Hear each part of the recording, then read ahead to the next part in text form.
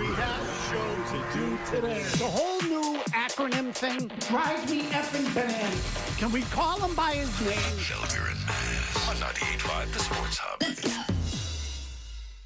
And I've been able to be in this, like, in the role where I'll be able to, like, kind of control things and everybody's kind of playing off me. I've been in those roles seldom over the years, but this year for an extended amount of time, I've been able to, be in that position. And then it's honestly, I feel like I still have a lot of room to grow. I feel like even now, over the last couple of games, I've, adjusted my game, and then I'm still continuing to get better. I think my playmaking ability, seeing the floor, taking my time, all of that stuff is still continuing to improve. But it's my first opportunity in my career where I've been able to do this for an extended period of time. And obviously, regardless, people are going to have their critiques and their criticism, but it's a completely different flow when people play off of you or when you play off others. It's two completely different things. I know, from people watching the game, you just think like you just roll the ball out and everything's supposed to work. Great players are all supposed to fit together, but it doesn't always work like that. Sometimes you got to take a back seat, or sometimes you got to, play more off ball. So everything shifts. But this year I've been able to kind of like play at my own pace, and I've been kind of being able to control my own destiny. It's hour number 2, Felger and Mazz, on an Agenda-Free Friday, which is brought to you by Catches Law. Presenting sponsor of the program remains the DraftKings Sportsbook here on 98.5 The Sports Hub. Simulcast beams across New England and the country on NBC Sports Boston, brought to you by Supercuts Real Smart Hair on Agenda-Free. We continue to go over the big themes from the week as well. I think Jaylen Brown's emergence here, Mazz, is probably one of the biggest. And it's been really interesting to see how it has shaken out between he and Tatum and how this whole thing has gone, because that was the big question. Tatum coming off that injury. Were they going to work too hard to get Tatum back to his perch as the guy? The offense goes through him. Everything goes through Tatum. It's all about Tatum on the floor and off. And they were going to sort of force feed that? Or would they let Brown continue to lead the way as he has all year, and would Tatum accept a secondary role? And it turns out that second thing has happened. So I think that's good news for the Celtics. And I think that's kind of established itself early on here in Tatum's return. What do you think? I mean, it's the way they should have done it. It's the way they are doing it. And we'll see whether or not it stays as, peaceful, for lack of a better word, as it has been. Are you dubious that it will? No, I think they'll make it. Well, go ahead, Mark. Yeah, how long is this going to last? Again, this was Jason Tatum, the, 8-time All-NBA champion, just like Brown. It's been your team. You've been the star. You just had a 5-part documentary on your return. You're supposed to play second fiddle the rest of the way. I just don't see it happening. The healthier he gets. You think Tatum's going to start making waves? Yeah, in some way. It's going to be tough for him because he's a passive guy, but you know that people are going to be in his ear, whether it's his mom or yes men around him. At some point, someone's going to start saying, look how much love that Jalen's getting. Isn't this your team? In his ear, whispering in his ear. Eventually, look, it might not happen this postseason. Might not. In best case scenario, it does't. And they go to the finals and win another title with this duo. But it's going to happen at some point. Maybe it's the offseason. But I wouldn't be surprised if it had happened if he's truly feeling 100% or 95% by the time the playoffs start in about a month, that he starts, you're hearing whispers behind the scenes, or there's subtle little comments, things of that nature.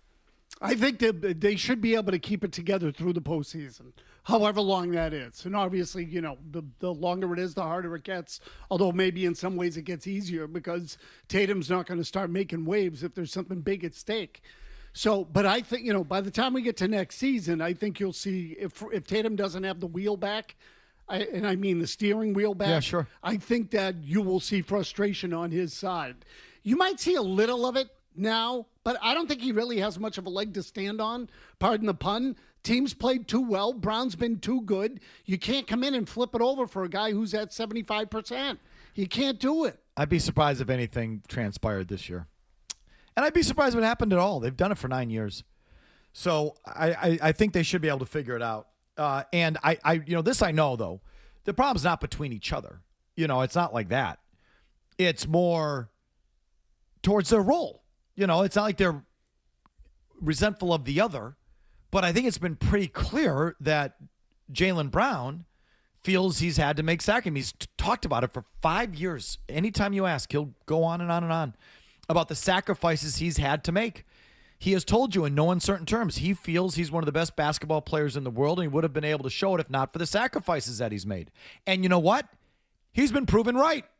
All that talk that he would do, all those times he would say those things, Maz, you'd sort of roll your eyes like, Jalen, maybe you think you're a little better than you are. Right, maybe you're not as good as you think you are. Right, wouldn't we say that? You know, Yes. when he's just going on and on and on about the sacrifices. Like, what sacrifices are you talking about, dude? You're a number 2.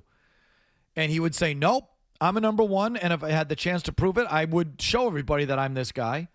But I don't get a chance to prove it, and these are the sacrifices I have to make. I mean, that's a common refrain from him. And now here's his chance, and he proved it. He was right. In the regular season. Yes. Well, So, that's all we have to go on. I know it is. I just operate with the caveat that it's always different in the playoffs. And when you're getting ball pressure for the full 92 feet or whatever the number is. You don't think he can beat Kawhi Leonard in the postseason? I don't know. I do. He's Kawhi Leonard.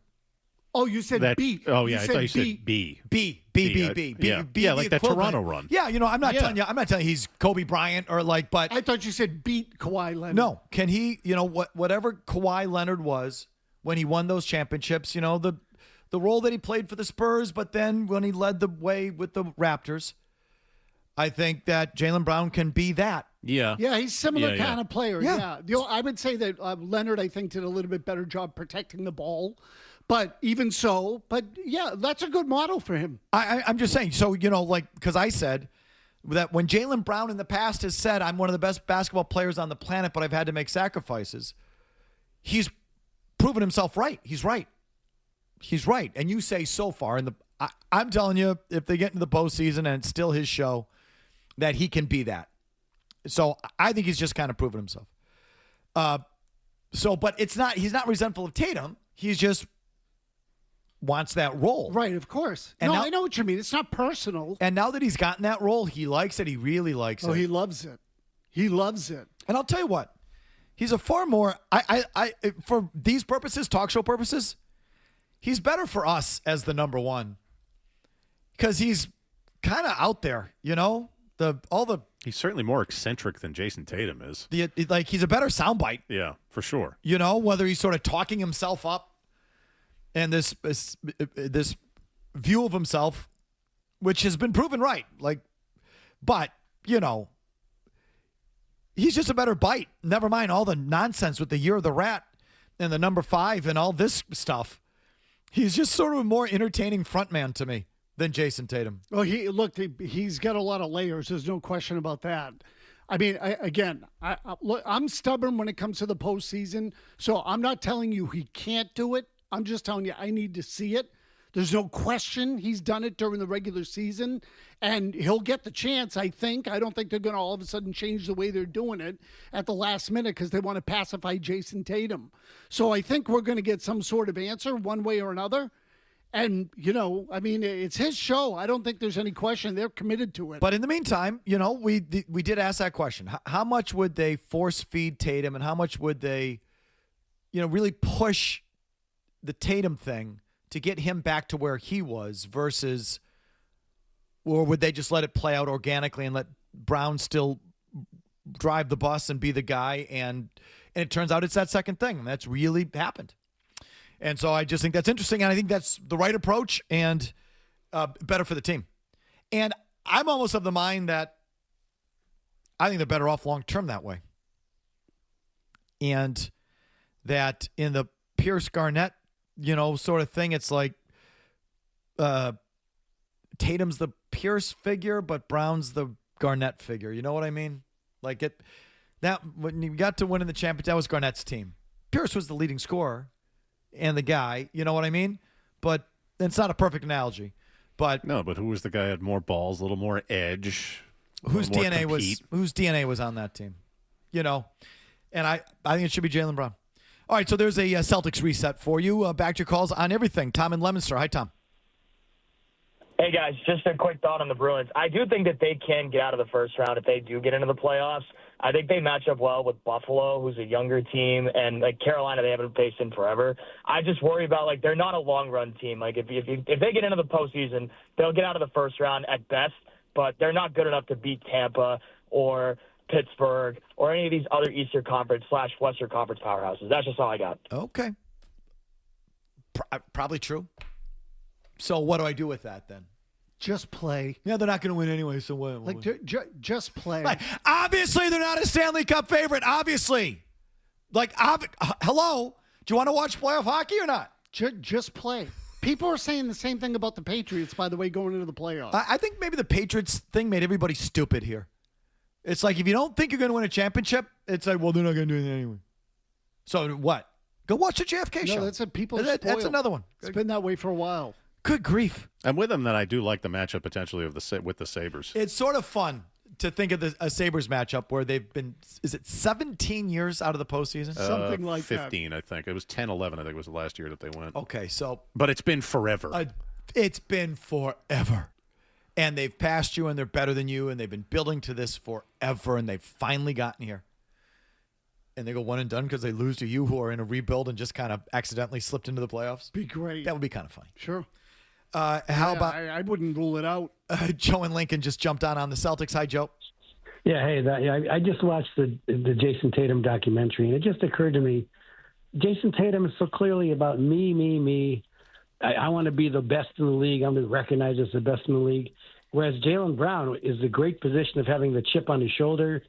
But his chip on the shoulders because he wants the exact same thing. Exactly right. I was just going to say that. Go Maybe, ahead, but how many times have you seen him wave his arm around after he does a shot? Nothing compared to Tatum. And he doesn't do a documentary. He doesn't wave his arm around. You know what Jaylen Brown does? Sometimes, but the thing is, it's so clear that to me that Jaylen Brown is much more like Larry Bird or Michael Jordan or Tom Brady. He doesn't get the respect, and that's what you really want. Okay, well, I'll give you that. Brown has a nice advantage of being overlooked by some people. He's got an edge to him. And he can use that as motivation. Where everyone's acknowledged Tatum, Dookie, all that stuff. Like, it's hard for Tatum to play the disrespect card and be motivated by it, where Brown can. That is true.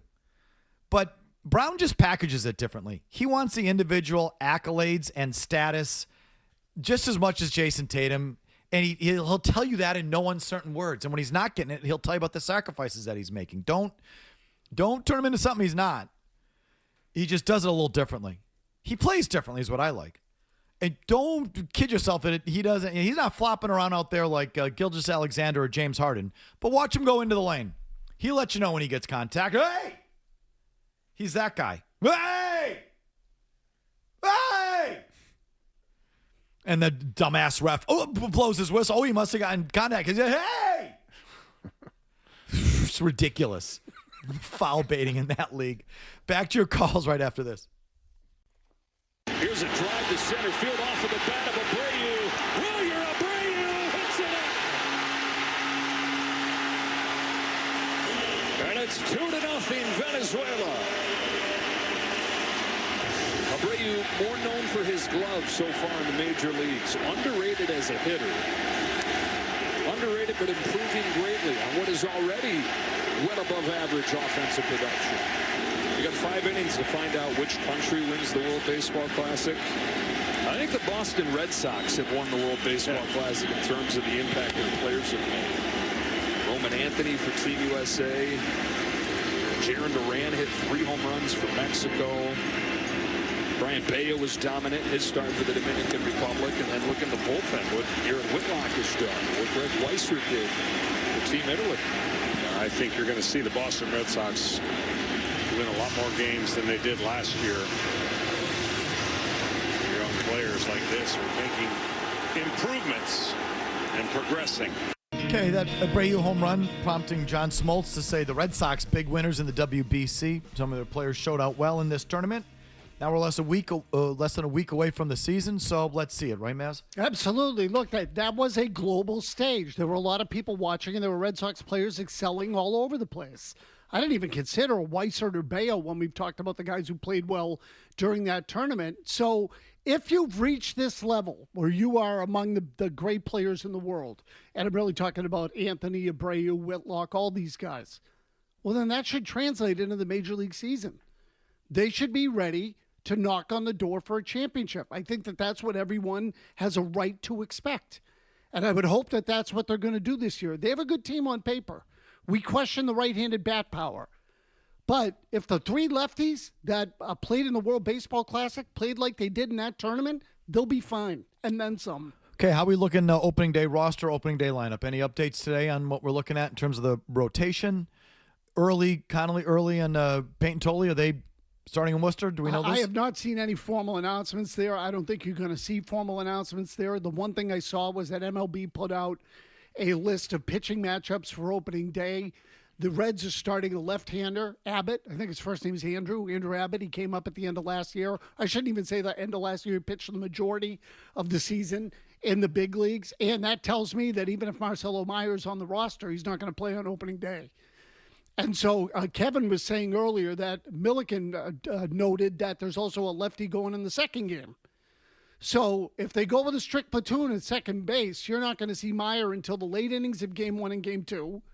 And maybe you'll see him start in game 3 if they throw a righty. I haven't gotten that far. You think he's going to make the team, though? I do. Okay. Yep. I mean, I'd be, if he doesn't, that is, it feels to me like they're biting off their hand despite their, biting off their nose to spite their face. Because at some point, the games start for real. You want to dink around with the guy during spring training, dink around with him during spring training. But when it comes time to play games, I'd like to think you'd put your best team on the field. And the fact that they're not carrying Tolley or early, or at least I'm not expecting them to, at this stage would indicate to me like, okay, fine, but let's not go to ridiculous levels here out of spring training and hurt your team. So if Meyer's not on the team, I'm not sure who plays second base, at least against right-handed pitching. I mean, that would be stupid. Never mind the pitching, which I find unconscionable that they're doing the service time thing, which I said to you before. Like, I understand how they're managing it. If you don't want to sign a pitcher to a $300 million contract, I get it. But to take it to the lengths of starting Tolley or early in Worcester because you're worried about 6 or 7 years until they're a free agent is just so rinky-dink small market. It's mind-numbing to me. No, rinky-dink is the word. So next level. Like, that should infuriate you. Not signing Garrett Cole as a free agent or whatever, or one of these guys. Like, I get it, but to go to that level, you're worried about the 6-7 years. We talked about this yesterday as well. I don't want to keep belaboring the point, but that to me is above and beyond to do a service time thing. I mean, now you're losing on both ends when you talk about a guy like Garrett Cole. So you won't sign the superstar free agent, and you won't bring up the prospect who could help you in his absence, right? You're getting neither. You're not getting the player on the high end and the prospect on the low end you have to wait for so they can control him for 7 years. It's ridiculous. All right, back to your call, 617-779-0985. Here's Mike in Hyde Park on the Bruins. Hi, Mike. Michael! Okay, you got to put us on hold or turn the radio down or something. Tim in Auburn on the Celtics. Hi, Tim. Hi, how's it going? The reason I'm interested in calling is because everybody thought this was basically a throwaway year for the Celtics, and with Tatum returning now, it's changed a little bit. But I like. So you cut out. I don't know who you. Well, I didn't think it was a throwaway year. I think anyone who told you it was a throwaway year was just doing the owner a favor, and you accepted it. Should never have been a throwaway year. Tatum was always coming back. He was always coming back. And you had the best roster in the Eastern Conference to begin with. And you dismantled it because the PE guys, the private equity guys that bought the team wanted to get under the tax. So that should not be acceptable. Everyone thought this was a throwaway year. I didn't think it was a throwaway year. Why should it ever have been a throwaway year? Tatum was coming back. If Tatum was going to miss the year, I maybe have a little bit of that. But you knew he was coming back. He got the surgery the day after, which was rare. We saw the documentary. The doctor pushed back his lunch and fit him in. Oh, yeah, right. Yeah, I can fit you into 3 o'clock. So, I mean, we tease the over dramatic documentary, but the fact is he did get in early and he was always coming back. He was always coming back. So why should this have been I never understood why it was a throwaway year. It shouldn't have been a throwaway year from the beginning. Unless you think it's important for the new owners to save themselves money, then you would say it's a throwaway year. That they dismantled the team. Okay, you're just accepting some economic realities of private equity ownership. Goes to show how little people thought of Jaylen Brown, too. I guess, yeah. Should never been was never a throwaway year to me. Ever, ever, ever. The talk of play-in, I thought, was so crazy. I mean, even that was looked at as somewhat lofty. Oh, there'll be a play-in team. I said, I remember you and I talking to Gary Washburn. I think you might have been out that day, where he was like, well, no, the play-in. You and I were like, no, 3 seed, 4 seed, something like that. Like, that's what this team should be. And they've exceeded that. I mean, that's what they should have been really from the beginning. It's the goal should have been to get home court in the first round. That's what it should have been. And look, they've done a little bit better than that, but it was never miss the playoffs, make the lottery, throw it away kind of year. And again, look, if you're going to ask a guy like Brown to do what he's done, how do you stand there and look at him squarely in the face and say, oh, okay, we're going to suck? So, he didn't want that to happen, clearly, with the way he dug in. But it just shows. I mean, Celtics fans will take anything. They're told it's a gap year, they'll accept it. They're told it's important that the owners save themselves money. They'll take it as like a positive for the team, and they'll just take it. It's just dangerous because then now the team's just going to do whatever they want, but no pushback. Mike on 93. Yes, Mike. Hey, I think you got the analogy of Pierce and Garnett with Tatum and Brown actually flipped. I think Tatum is actually someone who affects the game in a lot more ways, a lot like KG. And Brown, I think, is a lot more like Pierce. If you talk about like who had their fingerprints all over that championship, who had more balls, I mean, Pierce was going up against LeBron in Game 7. He was going up against Kobe in the championship game, and he's the one you want taking that final shot, whereas technically it's Tatum's team, technically it's Garnett's team, but Brown's really the one in those moments who you want taking, who's more efficient getting into where he wants to get to and scoring. Okay, we can play with the analogy as much as you want. Fine. Okay, fine. It's just a loose analogy.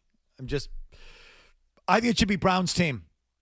I think it should. I think the DNA of the team should start and go through Jaylen Brown long term, whether he's the quote unquote better player or not. That's just the loose analogy to Garnett and Tatum, Garnett and Pierce. Pierce was the better offensive player, but it was Garnett's team. Okay, so that's all I'm saying. I think the team should go through Jaylen Brown. He's a better standard bearer, more direct. Even with all the goofy astrology, is just a little more nuts and bolts, straightforward on the floor and off, and it should go through him. That's what I think. I just think on the offensive end of the floor for these two, it gets trickier because Pierce and Garnett wasn't an offensive. They weren't going to run the offense through Garnett. He wasn't the last shot guy. Right. And not only that, but he wasn't a ball handler guy. So if he was going to get the ball, it was typically going to be in the block or whatever. So the hard part for these two is squaring the offense.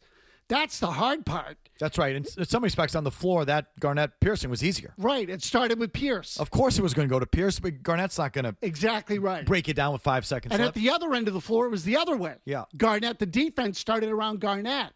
So I don't know if the solution is Tatum on one end and Brown on the other. Like Brown is, I think, the better defender. So, but everybody wants the glory at the offensive end. So it gets trickier for these two on the offensive end. As we're talking about, it's time for the DraftKings same game parlay. And I'll be effed if I'm going to give you a college basketball thought. No, I'm going full green team Celtic honk parlay. They got, is it Memphis tonight? Yep, at Memphis. At Memphis, who blows. Oh, they're horrible. Epically. Celtics giving 15.5, and I'm going to lay it. I'm going to lay the 15.5. On the road. On the road. So get ready to watch some real scrubby players at the free throw line with this bet in the balance with 5 seconds left in a 14-point blowout. But either way, Celtics minus 15.5. I'll go over the posted total of 229.5. And I'll go Jason Tatum over 22.5. That's right. Tatum over 22.5. He'll fatten up in a game like this. $100 bet wins you $485. All right. Celtics are 40-29 against the spread this year, so they've been covering, whether it's a tight spread or a big one like this. Tatum has scored 20-plus points in 5 straight games. And Tatum's minutes have slowly gone up. He's over 31 minutes in each of his last 3. And the Grizzlies are near the bottom of the league in team defense, allowing 118.6 points per game. That's the Felger and Mazz same game parlay. It's up on the DraftKings site right now. DraftKings Sportsbook, proud sponsor of Felger and Mazz, which continues right after Big Jim Murray. Just what was the total you had there? This said, my copy says 229.5. Okay, because the Celtics put up 131 on them the last time that they played back in November. 131.95 was the final. There you go. So either further reason to send it in on the Felger and Mazz same game parlay. Here's an update with Jim, and we're right back. All right, welcome back to the program. Kevin, why don't we do a quick lightning round, satisfy our friends at Blue Sky. Make sure we get this in before we start talking to Gasper, because, The Lightning Round, brought to you by Blue Sky Restoration Contractors. You never know how that's going to go. The Lightning Round, again, indeed, brought to you by Blue Sky Restoration Contractors. Spring rain is here. If your home or business is experiencing water damage from flooding, our guys at Blue Sky are ready to respond 24/7. And unlike any other restoration company, they take care of everything from beginning to end. So visit gobluesky.com. No E, B-L-U-S-K-Y. Gobluesky.com. Mazz's Tears always generates a lot of response. Even into day 2, all-time Boston sports duos. Mike and Rhode Island, what did we miss? Mike. I said, Mike, what did we miss? Okay, I'll put you on hold. This is the Lightning Round, off to a rousing start. Bob and Needham, go ahead on the Lightning Round, brought to you by Blue Sky Restoration Contractors. Go. Good grief. Mazz, when's the first baseball show starting? Wednesday night. Oh, really? Great. Second, the nearest comp I can come to those two, Tatum and Brown, is Pippen and Jordan. Pippen always resented Jordan's success, and and he gnawed at him that he wasn't considered even like Robin. He just was like a secondary player. And he wasn't as good, but he was almost as good, and it pissed him off, and that's what it gnawed at the relationship the whole time. I got it. I don't think that this relationship is bad here at all. I don't think they resent each other at all. I think they both want to be the man, but they're not resentful of the other guy. They just both want to be the guy, as most NBA players or pro athletes want to be. But Jaylen Brown has been very vocal about it and very upfront about it on both sides of it. He's told you for years about the sacrifices that he's made, and now that he's here and it does go through him, he won't hesitate to tell you it's the first time I've been able to do this. So let's see how that plays out. But it's not against each other. And I'm sick of comparisons. I'm sorry I ever brought up Pierce and Garnett. I'm sorry. I forget the comparisons. I think it should be Brown's team.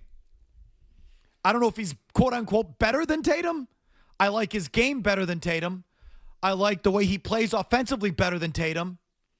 He's a little more, to me, entertaining. When I say entertaining, a little more meat on the bone. Maybe a lot more meat on the bone with him off the floor. I think he's a more compelling figure off the floor. And I don't know, so as a talk show host, I like him to be the guy. But on the floor, it's better when it's going through him. Sorry, I just think it is. So I think Brown's better off the floor. I think he's better in intangibles. I think Tatum's the better player. And I think Tatum is longer. He's got better ball handling skills. He's a quicker decision maker. But Brown might change my mind on that. To me, his decision making has gotten better. He's making better decisions. He's getting rid of the ball faster. But I need to see it in the playoffs before I know for sure. Joe and Pawtucket on the Lightning Round, brought to you by Blue Sky Restoration Contractors. Go ahead, Joe. Bruins are a team. Joe! Just giving us either. Joe, are you there? Hey, Felger, I was at the game last night. The Bruins, they played a great game, 6-1, but I didn't really like how their defense showed that there are cracks in the third period. What kind of team do you think the Bruins are? A team that scores 3 points within goals within 10 minutes of each other, or one that lets the Jets pepper Swayman for 5 minutes at the start of the third? More that second thing. I think they're kind of a mediocre squad. They're as mediocre as it gets. They really are. But that doesn't mean I'm not interested in them or that I don't want playoff hockey and won't be watching when they get in the postseason, if and when they get in the postseason, and watch those games. But I don't think they're any great shakes. But it is hockey. Their goalie's playing great. And I'm no fan of the goalie. But the goalie is playing great. He's starting to carry them. And let's see how far that goes. And there's enough there for you to watch that I think they could make it interesting, especially if the Higgins kid comes up. That's the future. I mean, that's a huge part of it for me. I want to see that kid play in the playoffs. Fun little thing. Yes, absolutely. Throw him in there. And they'll add a little wrinkle to the postseason and all of that. But I don't think they're particularly great. I think they got a great opponent last night. I think the Jets have cashed it in. They look like they've quit. Did you know that Jonathan Taves is playing for the Jets? Is that Jonathan Taves? The Chicago Blackhawks, Jonathan Taves. I had no. This is like one of my favorite players of the century. Like, I love Jonathan Taves. I think he was an ultimate winner. Like, he was great. Loved him with the Blackhawks. Then he had a weird health thing. I thought he was done, but no, he's back. When he scored that goal, a really pretty power play goal with a little tip in front of the net, they said Jonathan Taves. I said, is that other Taves, the Devin Taves kid, the defense? That's what I thought. No, it's the one you're thinking of. No, that's Jonathan Taves, 38 years old, Jonathan Taves. The ghost of Jonathan Taves skating around out there for the Winnipeg Jets. They blow. They were so good last year, too. Remember that? And they've packed it in. And I would say that obviously Connor Hellebuck has shot his allotment of bullets this year. Mike in Rhode Island, are you there on the lightning round? Go. Yeah, I'm back with you. I'm sorry about that. Go. I didn't hear anything about your 96 to 05 linebackers with Brewski and McGinnis and Vrabel.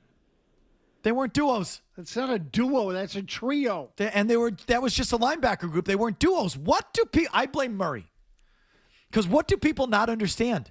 It's your fault for putting the parameters on it. You talk duos, people are giving you duos. Murray, if I said to you great musical duos, would you say the Beatles? Yeah, because it was more John and Paul? Yeah. Okay, so but again, bad example. Right. Would you say Zeppelin or the Who? Yeah. No, you wouldn't. I'd say Zeppelin for sure. Those were 3-man bands. Jimmy Page and Robert Plant? Yes. Those were trios. Those were power trios. Well, they were more than trios. There was 4 members of Zeppelin and the Who. Well, 3 instruments is what I mean. Those were you don't consider those power trios? No, I don't. Yes, those were power trios. Those guys, the Daltrey and Plant didn't play an instrument. There's a power trio. What are you talking? There's no duo there. You wouldn't say if Mazz is great duos. You wouldn't say Led Zeppelin. Okay, now you're just trying to muddy the waters here. Music confuses it. Duos or twos. I should have never mentioned music. Music doesn't confuse it. It's not confusing to me at all. So, because I would say Simon and Garfunkel is a duo. Okay, that's like a legit duo. That's 2 people. The Everly Brothers. Okay. Duo. Yep. Stones, are the Stones a duo? Peter, Paul, and Mary. People really only think of not a duo. Mick and Keith. Yeah, that's the duo of the Rolling Stones. It's not a duo. Yeah. Boy, Murray doesn't get the concept. Nope. I definitely totally do. And he's poisoned the people. Day 2 of this now. See, you got to be brought up through the same team. You have to. No, that's not what I said. Unless we're talking about Manny and Ortiz, because then they batted next to each other. No, it's people who were referenced as being a tandem is really what it comes down to. In 24 hours, all I'm looking to hear is, Jim, you were right about Pedro and Nomar. If you said songwriting duos, then you'd have McCartney and Lennon, but not the Beatles. And you'd have Elton John and what's his name? Bernie Taupin. Taupin, thank you. The Lightning Round is brought to you by Blue Sky Restoration Contractors. Jerry and Rehoboth. Go ahead, Jerry. Well, I got a suggestion for the duos, which I think you missed, and that would be Casey and Sam Jones. No. Dave and Rainham on the Lightning Round, brought to you by Blue Sky Restoration. Go ahead. DNQ does not qualify. Hi, Dave. In the voice guys, is how an you doing? instrument. No, it's not. Go ahead, Dave. Good, Dave. What do you got? I got a question about the World Baseball Classic. When Acuna scored the winning run, he was on second base, right? He was tapping his helmet. How come no one's talking about that? Was he stealing signals or something? I don't know. I mean, maybe he wanted a review. Remember. Desperately wanted a review. Oh no, probably. they had no ABS in this tournament. Though, yeah. So I don't know. He might have been tipping pitches. Yeah. I mean, is that against the rules? I don't know. So greatest. I never hear him complain about it when the Red Sox do it. I just Googled it, Murray. Just for your the greatest power trio ever. It starts with Led Zeppelin. But there's 4 members in the band, so how can it be a trio? Because Plant didn't play an instrument. But the voice is an instrument. Not really when I think it's considered power trio. I think they consider guitar, bass, and drum. That's considered a power trio. Oh, okay. Whether the guy I'm getting this after 49 years. Singing or not. But Mazz was right to say it's like saying great duos, and then you say Led Zeppelin. No. It's if you want to call it a quartet, you can, but it's definitely not a duo. No, it's not a duo for sure. Plant's voice was amazing. John, amazing voice. Hi, John. How are you? Good.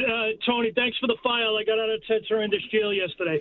You can't You can't call Zeppelin a trio and then tell me Simon and Garfunkel's a duo, because Art Garfunkel played nothing. He was a singer. So it's really just a single act with Paul Simon. Get him, John. You missed the best Bruins duo ever. I know you did. I can't go to jail again.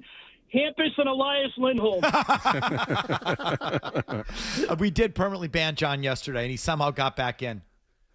Ryan, we have the wanted posters back there. We permanently banned like 5 guys yesterday. We can't let them back in. You should be able to flag them in the French software. Make a list like people that try to pass bad checks. Voice recognition software here. Fraud. The lightning round is brought to you by Blue Sky Restoration Contractors. Mike in the car, go. Evgeny Malkin and Sidney Crosby. That's super easy. How not bad. They're not Boston. God, people just don't get this. Boston duos. I know, Yzerman Fedorov. How'd no one call in there with that? It's unbelievable. Jack in Yarmouth. Go, Jack. Montana and Young. I got one for you from the Wayback Machine. John Hanna and Leon Gray. Better. We got that yesterday. But you're banned. We mentioned like 4 times yesterday. Banned. Write it down, Brian. You're out. Whatever his name was. He's banned. You're banned for life. We'll put you in the cell next to John. God. If you weren't listening, you can't call. Like Alcatraz. Why can't you just listen if you weren't there? Just listen. Except we'll call it Alcamaz. Long commercial-free segment comes your way right after this. Thanks again to Blue Sky Restoration Contractors for the lightning round. Boston's best sports talk. You can count on it. 2 plus 2 is a 5. Me sento un po' abbacchiato perché Felger and Mazz. So I still would lean towards an A.J. Brown trade because I think that's what he would prefer. But the Eagles are not going to be in the market to just give him away. And there has to be a team out there that's willing to go make it happen. And right now, that has not been the case. How much of this do you think is still tied to the draft compensation, too? Like, do you think it's possible that this will kind of heat back up around the time of the NFL draft and we might see a team trade a couple picks for him on draft night? Here's what I would say to that. Most people would think that, Ty. But the fact of the matter is the picks don't have to be in this draft. People prefer picks in the 27 draft anyway. You could trade picks in the 28 draft. And I don't think the Eagles would be choosy about which draft it is. So, yes, there is another window that opens around the draft because of all the picks and all the compensation that's at stake. But I really think that the Patriots the Eagles would rather have picks in 27 and 28 than 26. So here's something we have not touched on in 3 days. A.J. Brown to the Patriots. Yep. So there's only so much you can discuss this. And believe me, I'll pound anything into the ground, but I don't think this warrants much more than it's been given. It's sort of at a standstill. The only thing I feel really confident about is that he's not going back to Philly. And it's, for once, not really a money thing. I think they have to move on for the health of their team and I agree. And their quarterback and all of that. And then money does come into it and contract and age and all of this. But I think the primary driver there is that relationship has run its course. It's over. And on multiple levels. It's between Brown and the team, Brown and the quarterback. Maybe not that the offensive coordinator is now gone, but you get the idea. It's over on multiple levels. So the only question is who gets them and when do they get them and what do they get them for? I still think, Mazz, the more I think about it, I don't know, maybe it's just the way I woke up today. I feel like a first-round pick. I don't know if I would do that for A.J. Brown. I've said that from the beginning.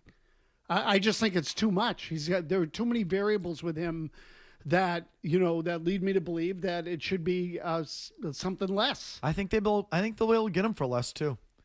And I don't think Jalen Waddle, props up his value. I think if anything, it might even diminish it a little bit.